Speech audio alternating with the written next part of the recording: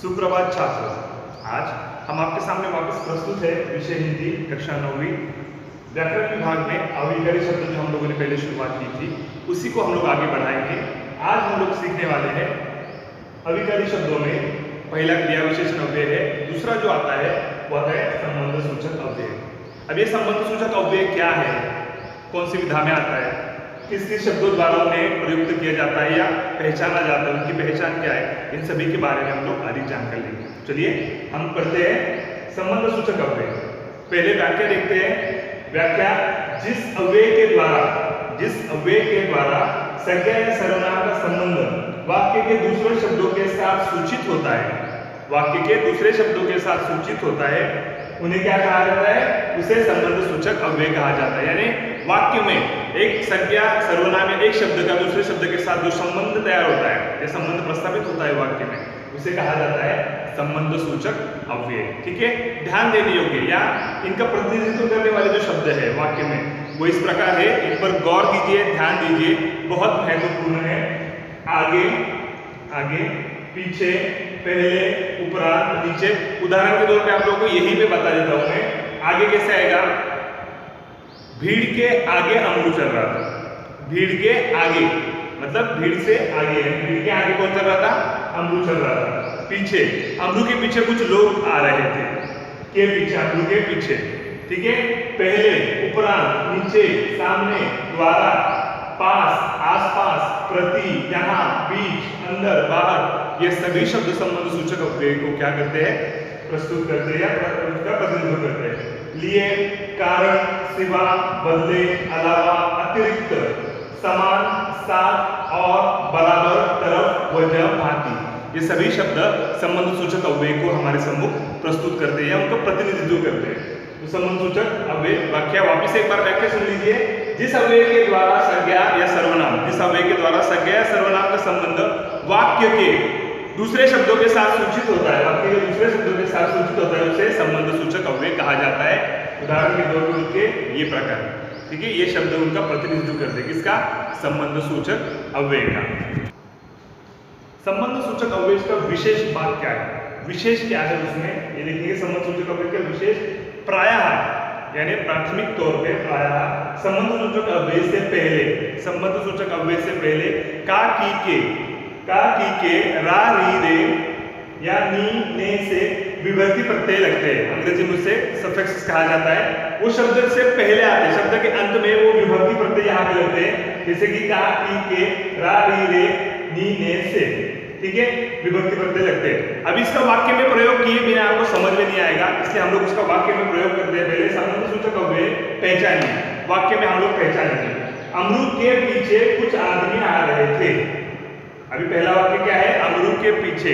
अमरूद के कहाँ पे? देखिए यहाँ पे, अमरूद के पीछे कुछ आदमी आ रहे थे, कुछ आदमी आ रहे थे। अभी आपके पीछे, पीछे शब्द है, ये आपका क्या है? संबंध सूचक अव्यय। अमरूद और कुछ आदमी, इनके बीच वाला संबंध ये प्रस्तावित कर रहा है। लेकिन अमरूद के बाद देखिए विभक्ति प्रत्यय आ गया के, जैसे मैंने आपको बताया विशेषता, का, की के, रा, री, रे, नी, ने से। का, की के, रा, री, रे, नी, ने से, ये बातें ध्यान में रखनी है आप लोग को, ताकि आपको फट से पता चल जाए कि संबंध सूचक अव्यय। ठीक है, का, की के, रा, री, रे, ना, नी, ने और से, ये आपको ध्यान में रखना है हमेशा। ठीक है, तो अमरूद के पीछे, अमरूद के यहाँ पे विभक्ति प्रत्यय लगा है, देखिए अमरूद के पीछे, पीछे क्या है? संबंध सूचक अव्यय। ठीक है, वापिस एक बार दूसरा उदाहरण देख लेते हैं। आपकी खातिर मुझे कड़ी मेहनत करनी पड़ी। अब इस वाक्य में क्या है? आपकी खातिर मुझे क्या करनी पड़ी? कड़ी मेहनत करनी पड़ी। ठीक है, आपकी खातिर, आपकी खातिर, मुझे और आपकी, इसको बीच में क्या है? खातिर शब्द है, दो शब्दों के बीच में संबंध प्रस्तावित कर रहा है। ठीक है, खातिर। अभी आपने क्या? आप और की जो है यहाँ पे की ये जो शब्द है, की, का, की के, की बरोबर यहाँ पे आए की खातिर संबंध सूचक अव्यय की सूची में आता है। ठीक है, आपको ये भूलना नहीं है, 2 मार्क के लिए आ सकता है ये एग्जाम में, इसलिए इसके मार्क जो है वो आपके खाते में आने ही चाहिए।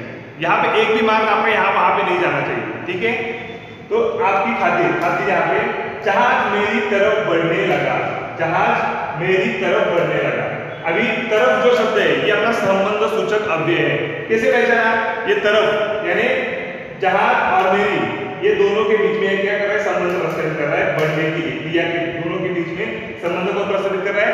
तरफ, मेरी तरफ, मेरे तरफ आने लगा, यानी यहाँ पे देखिए री आए यहाँ पे, जैसे मैंने आपको बताया था का की के रा री सफिक्स लगा यहाँ पे, री मेरी तरफ बढ़ने लगा। ठीक है, यहाँ पे संबंध सूचक अव्यय की पहचान कैसी होती है ये आपको समझ में आ गया होगा। ठीक है, तो संबंध सूचक अव्यय यहाँ पे विशेष उसकी बात बताई मैंने, 3 उदाहरण देख लिए हम लोगों ने। अभी आगे देखते हैं कुछ शब्दों के द्वारा हम लोग क्या करेंगे? यहाँ पे अर्थपूर्ण वाक्य तैयार करेंगे।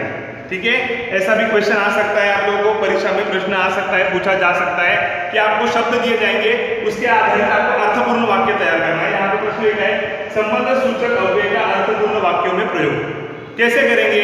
तो आपके सम्मुख यहाँ पे करके दिखाते हैं। अर्थपूर्ण वाक्यों में किसका प्रयोग? संबंध सूचक अव्यय का प्रयोग।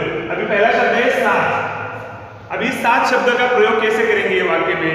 तो इस तरह से करेंगे, राम के साथ सीता बन गई। राम के साथ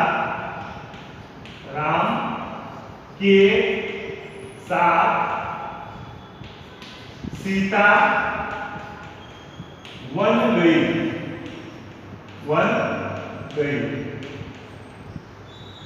समझ में आ रहा है? राम के साथ सीता क्या गई?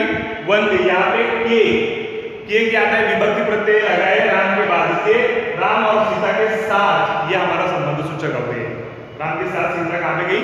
वन गई। ठीक है, साथ विभक्ति प्रत्यय अव्यय शब्द हमें अगर दिया जाए परीक्षा में तो उसका अर्थपूर्ण वाक्य हम लोग बना सकते हैं। ठीक है, और कुछ उदाहरण देखेंगे। बीच, अब ये बीच इस शब्द से उदाहरण देखेंगे। बीच, राम और भरत के बीच गहरा प्रेम था। राम और भरत के बीच गहरा प्रेम था। मेरे और मेरे मित्रों के बीच गहरा प्रेम है कि नहीं? इस तरह से आप लोग बीच इस शब्द को उपयुक्त या उसका उपयोग विभक्ति प्रत्यय संबंध सूचक अव्यय का प्रयोग यहाँ पे अर्थपूर्ण वाक्य में कर सकते हैं। देखिए यहाँ पे राम और भरत, राम और भरत के बीच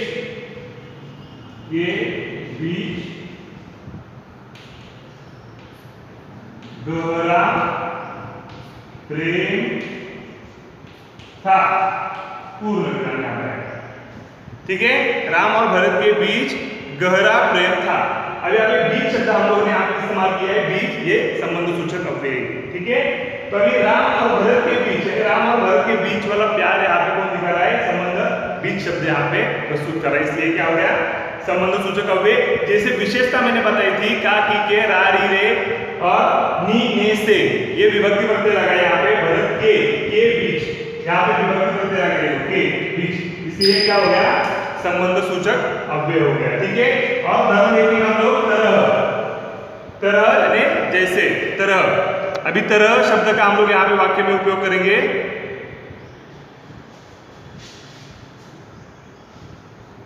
पिता की तरह, वाक्य क्या होगा हमारा? पिता की तरह बेटा भी सफल हुआ। पिता की तरह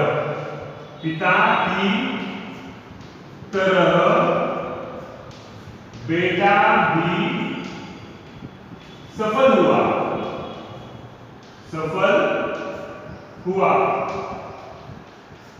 पिता की तरह बेटा भी क्या हुआ? सफल हुआ। की तरह, यहाँ पे का की विभक्ति प्रत्यय आया यहाँ पे शब्द के बाद, तो यहाँ पे तरह शब्द हमारा क्या है? संबंध सूचक अव्यय। पिता और बेटा इन दोनों के बीच वाला संबंध यहाँ पे तरह शब्द प्रस्तुत करा, निर्माण कर, इसलिए पिता की तरह बेटा भी सफल हुआ। यहाँ पे तरह संबंध सूचक अव्यय होगा क्योंकि विभक्ति प्रत्यय आगे लगा की के बाद आया। ठीक है, और एक वाक्य देखते हैं, और एक वाक्य बताते हैं। पास। ठीक है, पास वाक्य से हम लोग क्या वाक्य बना सकते हैं? पास शब्द से, तो मंदिर के पास तालाब है। मंदिर के पास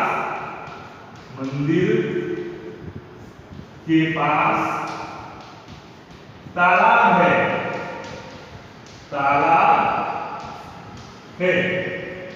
मंदिर के पास क्या है? मंदिर के पास तालाब है। ठीक है, तो यहाँ पे के का की के पास अपना संबंध सूचक अव्यय, ये संबंध मंदिर और तालाब के बीच का संबंध आगे प्रस्तुत करते, इसलिए क्या हो गया, संबंध सूचक अव्यय हो गया। ठीक है, तो इसकी व्याख्या वगैरह आप लोग ध्यान में रखेंगे, ऐसे आशा करते हैं। और ये बहुत आसान होता है अगर आप लोग उसे समझ लें। ठीक है, इसे बाय हार्ट करने की, रटने की आवश्यकता बिल्कुल नहीं है। एक बार अगर आप लोगों ने जो समझ लिया इसके क्या उपयोग है या कैसे इस्तेमाल करना है या वो है क्या चीज, तो आप लोगों को ये बहुत आसान हो जाएगा। एक बार वापिस व्याख्या दोहरा लेते हैं। अव्यय के द्वारा, जिन अव्यय शब्दों के द्वारा सगया सर्वनाम का संबंध, सर्वनाम का संबंध वाक्य के दूसरे शब्दों के साथ सूचित होता है, उसे क्या कहा जाता है, संबंध सूचक अव्यय कहा जाता है। विशेषता उसकी यहाँ पे दी गई है कि का, की, के, रा, री, रे, नी, ने से विभक्ति प्रत्यय के बाद ही ये अव्यय अपना आता है, संबंध सूचक अव्यय। ठीक है, तो हम आशा करते हैं कि संबंध सूचक अव्यय आप समझ गए होंगे। उसके कुछ उदाहरण भी देखें हम लोगों ने यहाँ पे। अमरूद के पीछे कुछ आदमी आ रहे थे, के पीछे संबंध सूचक अव्यय। उसके बाद आपकी खातिर मुझे बड़ी मेहनत करनी पड़ी, की खातिर, आपकी खातिर, खातिर संबंध सूचक अव्यय। जहाज मेरी तरफ बढ़ने लगा, तरफ, री, रा, री, रे, ठीक है, री मेरी तरफ बढ़ने लगा, संबंध सूचक अव्यय। उसके बाद हम लोगों ने कुछ शब्द देखे, वापिस इसको इसलिए दोहरा रहे ताकि आपके ठीक से ध्यान में आ जाए। साथ, राम के साथ सीता बन गई। और कुछ उदाहरण देख सकते हैं हम लोग कि मित्रों के साथ अमरू बाजार गया, राम के साथ सीता बन गई, मित्रों के साथ अमरू बाजार गया, है कि नहीं। कोरोना के साथ महामारी जाएगी, कोरोना के साथ ही हमारी सभी चिंताएं भी निकल जाएगी या परे हो जाएगी। बीच, राम और भरत के बीच गहरा प्रेम था, बीच, राम और भरत के बीच गहरा प्रेम था। श्रीलंका और भारत के बीच राम सेतु था, श्रीलंका और भारत के बीच राम सेतु था। ठीक है, तो दोनों के बीच संबंध यहाँ पे। तरह, पिता की तरह बेटा भी सफल हुआ, तरह जैसे, तरह की तरह बेटा भी सफल हुआ। अंबानी की तरह, अंबानी की तरह वाड्रा भी सफल हुआ, अंबानी की तरह वाड्रा भी सफल हुआ। यहाँ पे आप लोग तरह, तरह यहाँ पे इस्तेमाल कर सकते हैं संबंध सूचक अव्यय। जामुन की तरह, जामुन की तरह अंगूर मीठा और खट्टा नहीं होता, जामुन की तरह अंगूर मीठा और खट्टा नहीं होता। ठीक है, तरह। पास, मंदिर के पास तालाब है, और वाक्य देखेंगे इसके, के पास संबंध सूचक अव्यय पास। स्कूल के पास ही अस्पताल है, हमारे स्कूल के पास क्या है, अस्पताल है, पास, स्कूल के पास। हमारे स्कूल के पास क्या है, एक तालाब है, तैरने का तालाब सब लोगों को मालूम है। हमारे स्कूल के पास क्या है, तालाब है। हमारे स्कूल के पास क्या है, पावर हाउस है।